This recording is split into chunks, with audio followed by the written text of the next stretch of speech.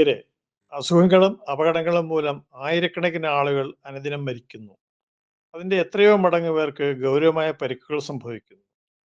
ശരിയായ പ്രഥമ ശുശ്രൂഷ ലഭിച്ചിരുന്നെങ്കിൽ ഇതിൽ വലിയൊരു ഭാഗം തടയുവാനോ തീവ്രത കുറയ്ക്കുവാനോ സാധിക്കുമായിരുന്നു. ഹൃദയസ്തംഭനം സംഭവിച്ച ഒരാൾക്ക് ഒരു സാധാരണ പൗരൻ ഉടൻ തന്നെ തുടങ്ങേണ്ട ജീവൻ രക്ഷാ പ്രവർത്തനമായ COLS, compression only life support അഥവാ നെഞ്ചമർത്തൽ മാത്രമായ ജീവൻ രക്ഷാ പ്രവർത്തനത്തെക്കുറിച്ച് കഴിഞ്ഞ വീഡിയോകളിൽ പ്രതിപാദിച്ചിരുന്നു. അവ കാണാത്തവർ തീർച്ചയായും കാണണം. IMAയുടെ യൂട്യൂബ് ചാനലിൽ അവ ലഭ്യമാണ്. കാര്യക്ഷമമായ രീതിയിൽ രക്ഷാപ്രവർത്തനം നൽകുവാനായി നാഡിയിടിപ്പ് അല്ലെങ്കിൽ പൾസ് നോക്കേണ്ട രീതിയും രക്ഷാപ്രവർത്തകൻ അറിഞ്ഞിരിക്കേണ്ടതായുണ്ട്. പ്രതികരണം ഇല്ലാതെ കിടക്കുന്ന ഒരു രോഗിയുടെ നാഡിയിടിപ്പ് നോക്കുന്ന രീതിയാണ് ഇന്നത്തെ വീഡിയോയിൽ വിശദീകരിച്ചിരിക്കുന്നത്. തലച്ചോറിലേക്ക് രക്തയോട്ടം നൽകുന്ന കരോട്ടിഡ് നാഡിയുടെ ഇടിപ്പാണ് പ്രായപൂർത്തിയായവരിൽ നോക്കേണ്ടത്.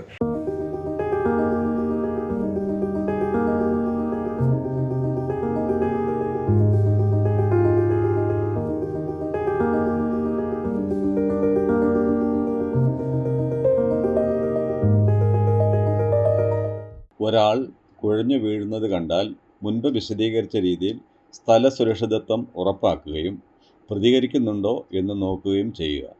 ശരിയായി പ്രതികരിക്കുന്നുണ്ടെങ്കിൽ നിരീക്ഷിച്ചുകൊണ്ടിരുന്നാൽ മതി. പ്രതികരിക്കുന്നില്ല എങ്കിൽ ശ്വാസോച്ഛ്വാസമുണ്ടോ എന്ന് നോക്കുകയും അതോടൊപ്പം തന്നെ നാഡീമിടിപ്പ് നോക്കുകയുമാണ് ചെയ്യേണ്ടത്. കഴുത്തിന്റെ മധ്യഭാഗത്തായി ശ്വാസനാളി അഥവാ ട്രക്കിയയും കഴുത്തിന്റെ ഇരുവശവും പേശികളും കാണാം. ശ്വാസനാളിക്കും പേശികൾക്കുമിടയിലാണ് കരോട്ടിഡ് ധമനികൾ സ്ഥിതി ചെയ്യുന്നത്. ഈ ധമനിയുടെ വെടിപ്പ് അറിയുവാൻ ചെറിയ പരിശീലനം കൊണ്ട് സാധിക്കും.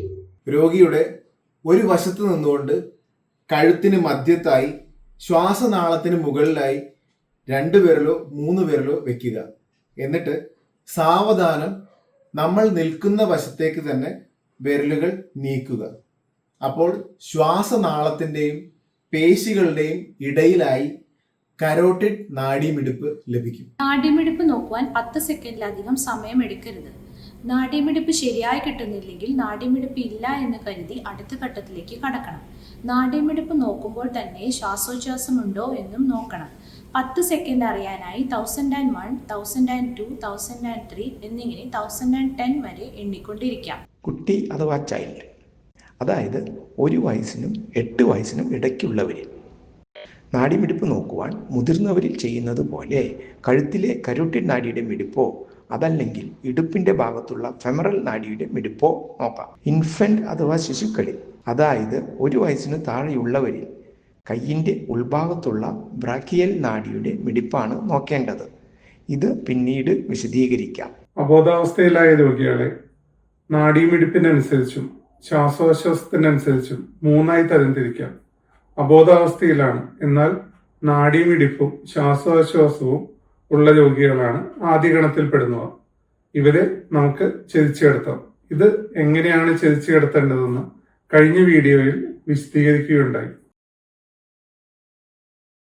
അബോധാവസ്ഥയിലാണ്, നാഡിയിടിപ്പുണ്ട് എന്നാൽ ശരിയായ ശ്വാസോച്ഛ്വാസമില്ല എന്ന രീതിയിൽ കാണുന്നവരാണ് രണ്ടാമത്തെ വിഭാഗത്തിൽ വരുന്നത്.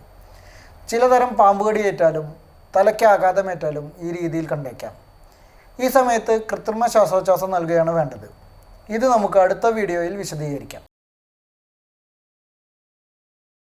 അബോധാവസ്ഥയിലാണ്, ശ്വാസവുമില്ല നാഡിയിടിപ്പുമില്ല എന്ന രീതിയിൽ കാണുന്നവരാണ് മൂന്നാമത്തെ വിഭാഗത്തിൽ വരുന്നത്. ഹൃദയസ്തംഭനത്തിൽ ഈ രീതിയിലാണ് സാധാരണ കാണുക. ഈ അവസരത്തിൽ കാര്യക്ഷമമായ ജീവൻ രക്ഷാ പ്രവർത്തനം നൽകാൻ നെഞ്ചമർത്തലിലൂടെയോടൊപ്പം തന്നെ കൃത്രിമ ശ്വാസവും നൽകണം. ഈ രീതിയും പിന്നീട് നമുക്ക് വിശദീകരിക്കാം. നാഡീമിടിപ്പ് നോക്കുന്നതിനും കൃത്രിമ ശ്വാസോച്ഛ്വാസം നൽകുന്നതിനും പ്രത്യേകം പരിശീലനം ആവശ്യമാണ്. അത്ര തന്നെ പ്രയാസമില്ലാതെ ആർക്കും എവിടെ വെച്ചും ചെയ്യാവുന്ന നെഞ്ചമർത്തൽ മാത്രമായ ജീവരക്ഷാ പ്രവർത്തനത്തെക്കുറിച്ചും മറ്റ് പ്രസവ ശുശ്രൂഷാ തത്വങ്ങളെക്കുറിച്ചും വിശദീകരിക്കുന്ന മുൻ വീഡിയോകൾ കണ്ട ശേഷം മാത്രം ഇന്നത്തെ വീഡിയോയും ഇനി വരുന്ന വീഡിയോകളും കാണുന്നതാണ് ഉചിതം. സമൂഹത്തിലെ എല്ലാ തുറകളിലുമുള്ളവരുടെയും സന്നദ്ധ സംഘടനകളുടെയും ഭരണകൂടത്തിൻ്റെയും സഹകരണമുണ്ടെങ്കിൽ നമുക്ക് ഈ ലക്ഷ്യം കൈവരിക്കാം. നമുക്കൊരുമിച്ച് പ്രവർത്തിക്കാം. ഇതിനായി IMA തയ്യാറാക്കുന്ന പുസ്തകങ്ങളും വീഡിയോകളും കഴിയുന്നത്ര ആളുകളിൽ എത്തിക്കുമല്ലോ. ഓരോ പൗരനും ഒരു ജീവൻ രക്ഷാപ്രവർത്തകൻ. പരിശ്രമിക്കാം നമുക്കൊന്നായി.